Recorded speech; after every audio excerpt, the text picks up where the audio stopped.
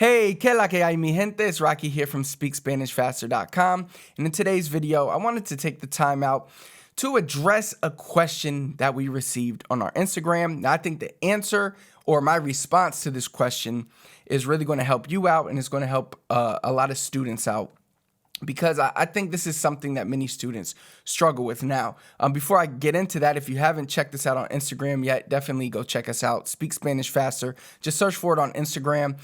We are providing cool lessons on Instagram every single day. So you can combine that with the stuff from this channel, plus the stuff that's in our programs if you're a member of our programs, and you can continue to get better in Spanish every single day. And of course, that's our goal here at Speak Spanish Faster. Now, the comment that was on our Instagram, it was a question from a student, and they were asking, it was about telling time in Spanish, all right? And they asked, how come we use the verb ser to tell time, and why don't we use estar to tell time?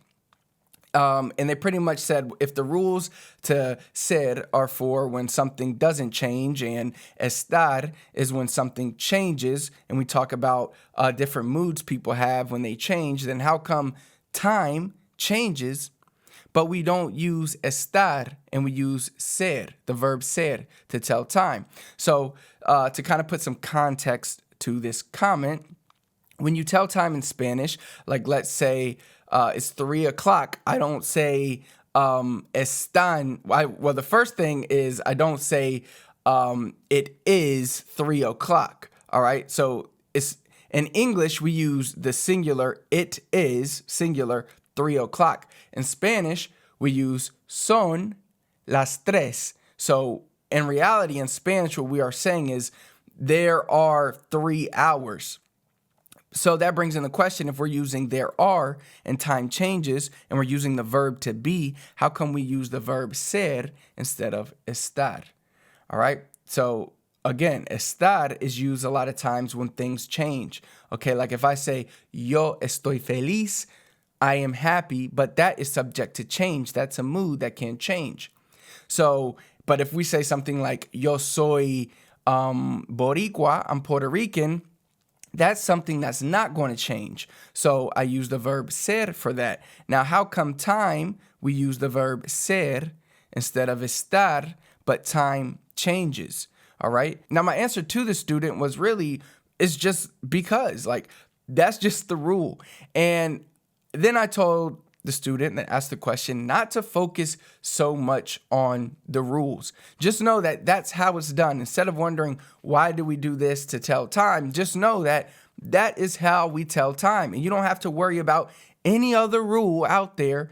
Just know that when you tell time, you are using the word son. So, son las dos, son las tres, son las cuatro. It's 2 o'clock, it's 3 o'clock, it's 4 o'clock. The only time you are not using son, you are using es when you talk about it's 1 o'clock, okay? So that is pretty much it.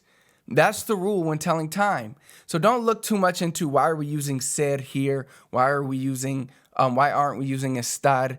I think what happens is because in school, when we learn Spanish, we are taught so many rules and so many grammar, conjugations and all that stuff that we have it just kind of, we're trained in our brains that that's how we have to approach learning Spanish or learning any second language, is through all the grammar and the conjugation. And I've talked about this in the past on our channel, but the reason that school has to focus on that, or at least the teachers have to focus on that, is because the school systems make teachers focus on that so that they can test their students, so that they can determine if the student passes the class. All right, so students have to be tested on something, and it's just much easier to test students on, can they remember these vocab words? Can they remember this conjugation? Can they remember this grammar rule? But in reality, when you're learning Spanish, you don't need to focus so much on the rules. And I think what happens to a lot of students, the reason why when it comes to talking in real situations and they struggle, is because of what they call paralysis by analysis. So all we do is think about what is the right rule to use and how should we use it. And we think about this so much that we never even can pay attention to the person that's talking to us, and we can't even respond because our brain is just so confused the whole time. Because instead of worrying about what a person is saying, we're worrying about what conjugation did they use, why did they use this conjugation, how should I reply, which conjugation should I use so I don't sound dumb. Here's the thing. When we're speaking in a foreign language, when we're speaking in Spanish, it's best to just go out there and speak, and don't worry about the mistakes that you're going to make when you're ready to speak. All right. I don't expect you, or I don't even advise a student to speak when they're not ready. But when you are ready to speak, of course, when you're ready to speak, that doesn't mean you're going to have perfect grammar every time. I mean, obviously, English is my first language, and I'm sure if you recorded me speaking English, even watching this video, I'm sure I don't have 100% correct grammar every single time. I'm sure I don't pronounce every single word properly. And it's the same thing with my Spanish. I mean, I guess you could say I'm not a native speaker. I'm kind of a semi-native speaker. I am Puerto Rican, and I grew up speaking Spanish. Well, I grew up listening to Spanish, and I started speaking it when I was a teenager. So that's why I say I'm kind of a semi-native, but I grew up hearing it all the time. But my Spanish isn't perfect. And I know native Spanish speakers that make mistakes when they speak Spanish. So instead of trying to be perfect, instead of just spending so much time worrying about the rules, just know that this is how it's done in terms of telling time. This is how it's done, and this is how you should say it. But again, don't worry why so much. All right. In English, for example, when we say it is 3 o'clock, we don't really think about, if you compare it to Spanish, in Spanish we say there are 3 hours. In English, we say that it's 3 o'clock. We don't really think about why we say it's 3 o'clock. How come we don't say there are 3 hours? We don't even think about that stuff, right? In your native language, you don't think about that. You just do it because that's just how it's done. And we have to take that same approach when it comes to learning a language. Now, don't get me wrong. It is good to know the rules, but that comes after, right? When do we learn? When do we become native or fluent in our native language? It's much sooner than we start learning the grammar rules. We don't learn grammar rules probably until sometime in elementary school. And we don't even learn all the grammar rules of English until maybe high school, maybe middle school, high school. I can't remember. But the thing is, how many years of fluency have you had in your native language before you really start dialing in on actual grammar rules? And then when we're learning Spanish, especially in traditional settings, it's like we flip this on its head and we start at the end instead of starting at the beginning, and we work backwards, and it's just not effective because that's not how the human mind acquires languages. So long story short, don't worry so much about the rules. Go out there, make mistakes. You'll find that mistakes are how you are going to learn. They're some of the best ways to learn. Okay, so like for example, we all know that a baby, they're not going to know, even without a parent telling them that the stove is hot.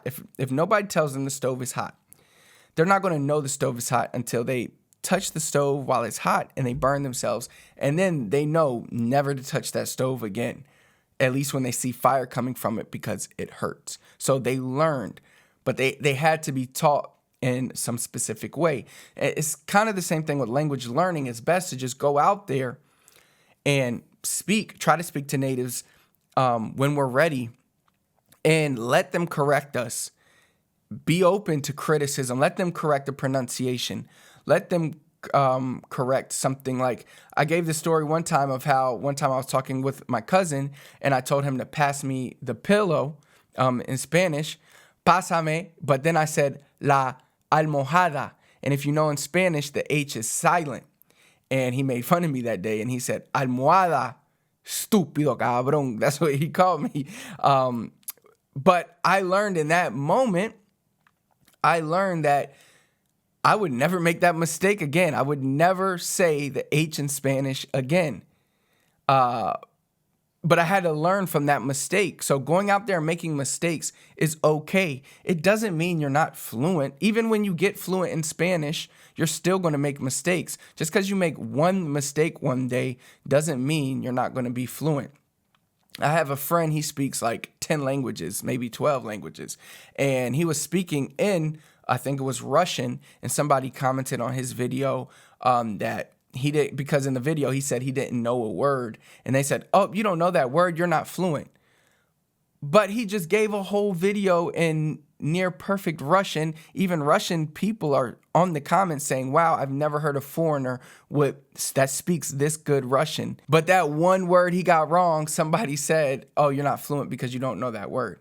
So it just goes to show there's two things here. One, you're going to make mistakes even when you are fluent. And two, you're never going to make everybody happy. There's going to be somebody somewhere that's going to say you say a word wrong. People say I say Spanish words wrong, or I'm using the wrong word, or how come I use the L's, or how come I cut off the S's. That's just the nature of my Spanish, and it's something I'm proud of, and you should be proud of your Spanish. And yes, it's cool. People want to correct you, and you take those corrections. But sometimes you might not want to make the correction.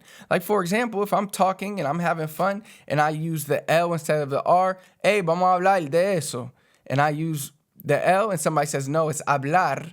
I'll look at them and say, okay, but sometimes I'm not going to change that because that's just who I am and that's just my Spanish. So go out there, make mistakes, be proud of your Spanish, be proud of the way that you speak, continue to improve, and don't spend too much time worrying about this rule and that rule. All right, just keep getting better, keep practicing. And again, definitely check us out on Instagram. We have new lessons, not really lessons, but many lessons that I think you're going to enjoy. So you can check us out on Instagram. If you found this video helpful and you're really looking to take your Spanish to the next level, definitely check out our free training where I reveal the 3 biggest secrets, my 3 biggest secrets to help you learn to comprehend and speak Spanish better, faster. I'll put the link in the comments. Simply, I'll pin it there. Go down, click that link, and you can read that free training. It's all there, and it's definitely going to help you out. If you enjoyed the video, do me a big favor, hit the thumbs up for me. Comment below. Let me know what else you need help with. Anything, I'm here for you to help you speak Spanish faster. Last but not least, please do not forget to subscribe to our channel. Turn on notifications so you never miss another video. Until next time, I'll see you then.